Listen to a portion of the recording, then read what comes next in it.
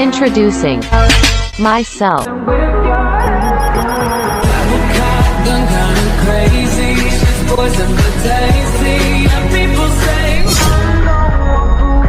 Assalamualaikum warahmatullahi wabarakatuh dan salam sejahtera untuk kita semua. Om Swastiastu. Perkenalkan, saya Jusiana Nyewa dengan NIM terakhir 276 dan teman saya Nuranisa dengan NIM terakhir 273. Kami dari kelompok 11. Di sini kami akan menjelaskan tentang pengertian Landasan dan etika profesi keguruan. apa sih pengertian dari landasan kode etik guru.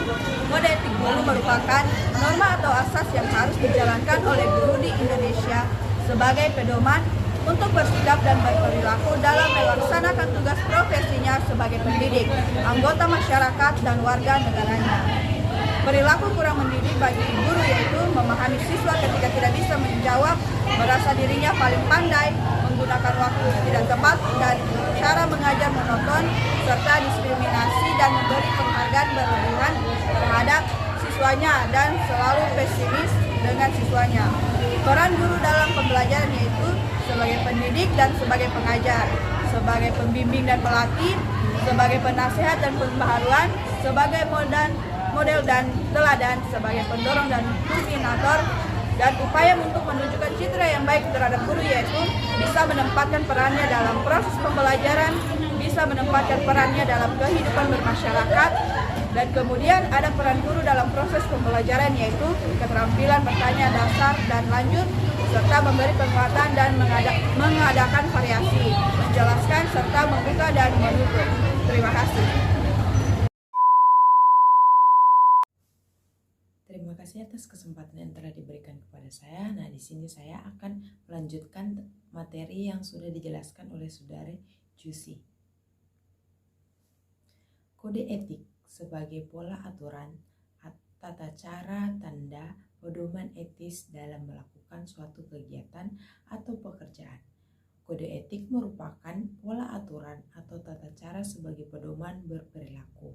Dalam kaitannya dengan profesi bahwa kode etik merupakan tata cara aturan yang menjadi standar kegiatan anggota suatu profesi. Suatu kode etik menggambarkan nilai-nilai profesional suatu profesi yang diterjemahkan ke dalam standar perilaku anggotanya. Nilai profesional paling utama adalah keinginan untuk memberikan pengabdian kepada masyarakat. Istilah profesi keguruan di bidang pendidikan mulai hangat dibicarakan di tahun 2005 setelah terbitnya Undang-Undang RI Nomor 14 Tahun 2005 tentang guru dan dosen. Pasal 1 ayat 1 undang-undang tersebut diungkapkan bahwa guru adalah pendidik profesional dengan tugas utama mendidik, mengajar, membimbing, mengarahkan, melatih, menilai, dan mengevaluasi peserta didik pada pendidikan anak usia dini, jalur pendidikan formal, pendidikan dasar, dan pendidikan menengah. Lebih lanjut pada pasal 1 ayat 4 diungkapkan bahwa profesional merupakan pekerjaan atau kegiatan yang dilakukan oleh seseorang dan menjadi sumber penghasilan kehidupan yang memerlukan keahlian, kemahiran, atau kecakapan yang memenuhi standar mutu atau norma tertentu, serta memerlukan pendidikan profesi. Dari undang-undang tersebutlah kemudian muncul istilah profesi keguruan dan guru profesional. Menurut Wiyani, bahwa guru profesional memiliki kemampuan antara lain yaitu yang pertama, menguasai karakteristik peserta didiknya dari aspek fisik, moral, sosial, kultural, emosional, dan intelektual. Kemudian yang kedua, menguasai teori belajar dan prinsip-prinsip pembelajaran. Yang ketiga, mengembangkan kurikulum yang terkait dengan mata pelajaran atau bidang studi yang diampuhnya. Yang keempat, menyelenggarakan pembelajaran yang mendidik, memanfaatkan teknologi informasi dan komunikasi untuk kepentingan pembelajaran.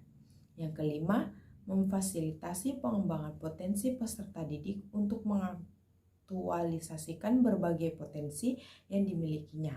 Yang keenam, menjalin komunikasi yang efektif, empatik, dan santun dengan peserta didik dalam kegiatan pembelajaran. Yang ketujuh, menyelenggarakan penilaian dan evaluasi proses dan hasil belajar peserta didik. Yang kedelapan, memanfaatkan hasil penilaian dan evaluasi untuk kepentingan belajar. Dan yang terakhir yaitu melakukan tindakan refleksi untuk meningkatkan mutu belajar. Nah, nilai profesional dapat disebut juga dengan istilah etis seperti dijelaskan oleh Chung 1981. 4 asas etis yaitu menghargai harkat dan martabat, peduli dan bertanggung jawab, integritas dalam hubungan dan tanggung jawab terhadap masyarakat.